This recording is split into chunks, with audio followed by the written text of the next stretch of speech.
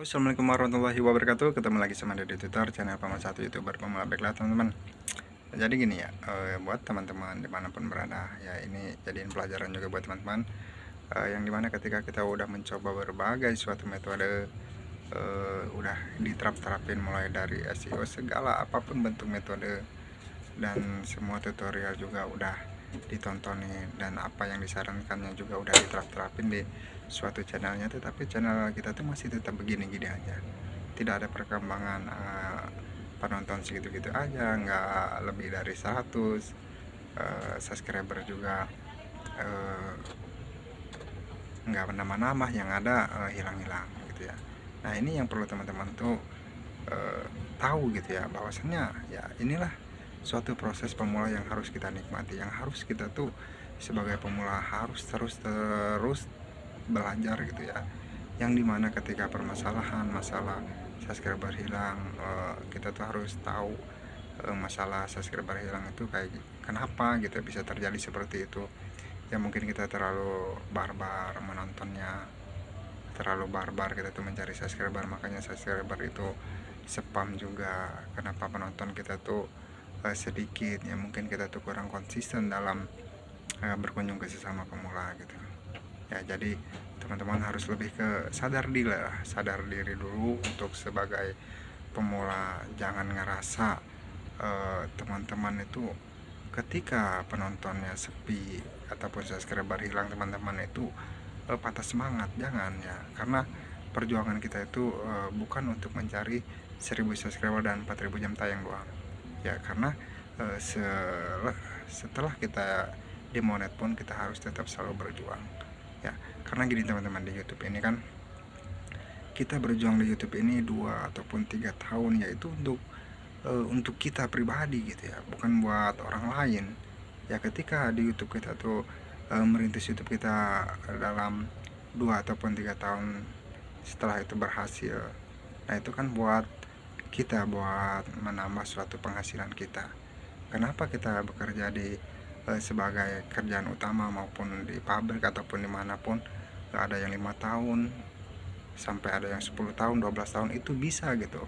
Kenapa kita di YouTube ini ngerintis dari 0 2-3 tahun itu nggak bisa gitu, nggak sabar ya. Bahwasannya segala sesuatu itu nggak ada yang instan juga ya, semuanya juga butuh proses ya. Inilah yang terkadang teman-teman pemula itu banyak juga yang mundur gitu, yang tidak melanjutkan lagi di YouTube ya, karena di situ mungkin ngerasa awal-awal itu melihat tutorial yang udah sukses, setelah dia coba ternyata tidak seperti yang dia pikirkan gitu ya.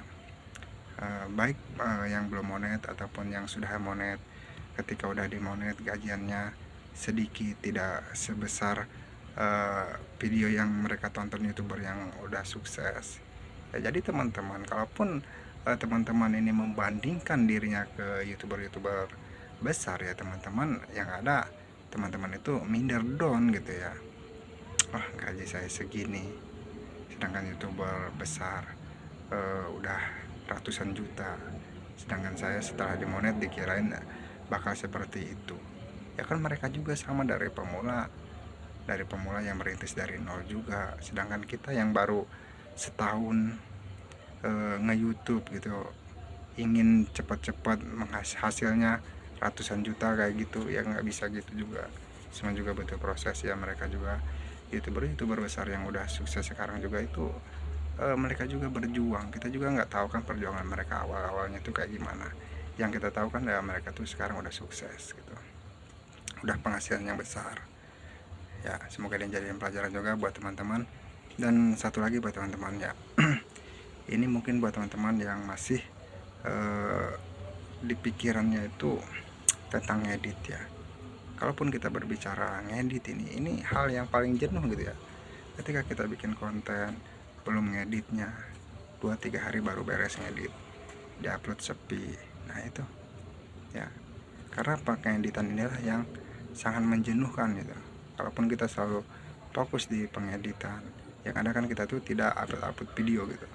Jadi buat teman-teman pemula dimanapun berada, kalaupun tidak teman-teman belum bisa ngedit ataupun belum ahli edit ya, teman-teman gak usah dipaksakan dulu ya, nggak usah dipaksakan dulu. Yang penting teman-teman konten di dalam suatu konten itu teman-teman ada isi videonya itu bisa diterima oleh subscriber kita maupun penonton kita itu, ya udah teman-teman tinggal upload aja, nggak usah dipusingin ya.